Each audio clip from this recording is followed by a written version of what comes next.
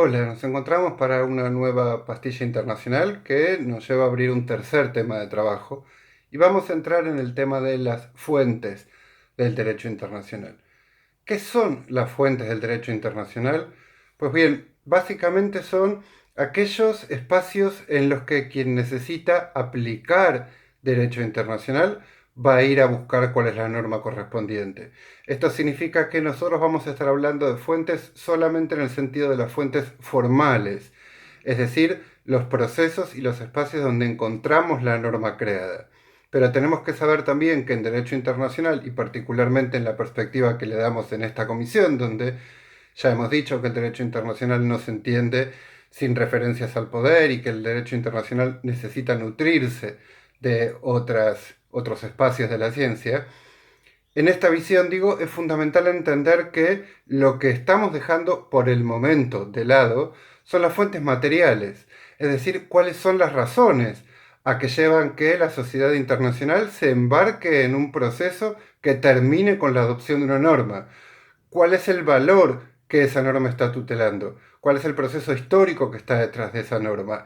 Esas son las fuentes materiales. No va a ser a esas a las que vamos a dedicar nuestra atención en las próximas pastillas y en nuestro material de estudio de este tercer tema, sino solamente a las fuentes formales.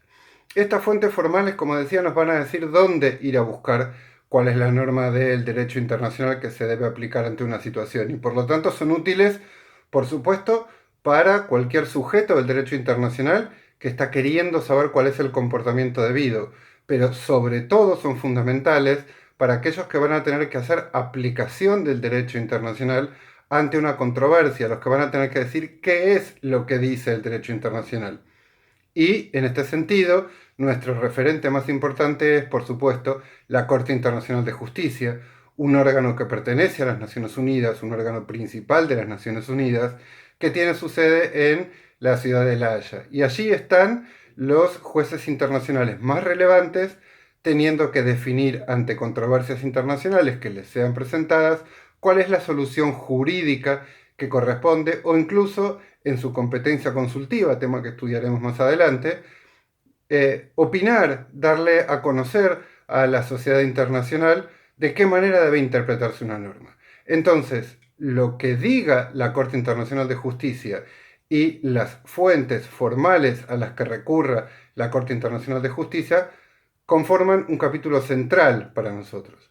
En este marco, entonces, nuestra primera referencia no puede ser otra que el artículo 38 del Estatuto de la Corte Internacional de Justicia. ¿Por qué? Porque ese artículo 38 le dice a los jueces dónde tienen que ir a buscar normas, dónde tienen que ir a buscar el derecho internacional que es aplicable a cada caso. Y ese artículo 38 identifica una serie de espacios, digámoslo así por ahora, en los que los jueces pueden ir a buscar normas. Primero, el primero que indica son los acuerdos internacionales celebrados por las partes que son parte en esa controversia, por los estados que son parte en esa controversia. Cuando se refiere a acuerdos internacionales, por supuesto, de lo que nos está hablando es de los tratados. En segundo lugar, habla de la costumbre como una práctica generalmente aceptada como derecho. En tercer lugar, se refiere a los principios generales del derecho. Y en un cuarto inciso hace referencia a la doctrina y a la jurisprudencia. Después hay una segunda parte de ese artículo que dice que la Corte puede decidir ex aequo et bono, esto significa de acuerdo a lo que es justo y equitativo, solamente cuando todos los estados que son parte de una controversia así se lo autorizan.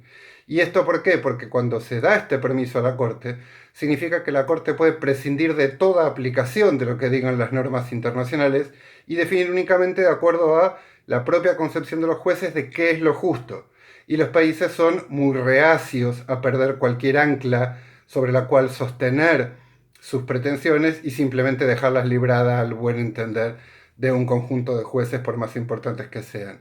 Digo esto porque no vamos a prestarle atención a esa segunda parte del artículo por cuestiones de tiempo y porque además nunca ha ocurrido en la historia que se haya definido ninguna controversia de acuerdo a lo que es justo y equitativo, porque los estados jamás lo han autorizado y los propios jueces de la Corte tampoco han hecho nunca esfuerzos porque eso efectivamente ocurra. En las próximas pastillas vamos a ver cada uno de estos elementos que nos presenta el artículo 38 del Estatuto de la Corte.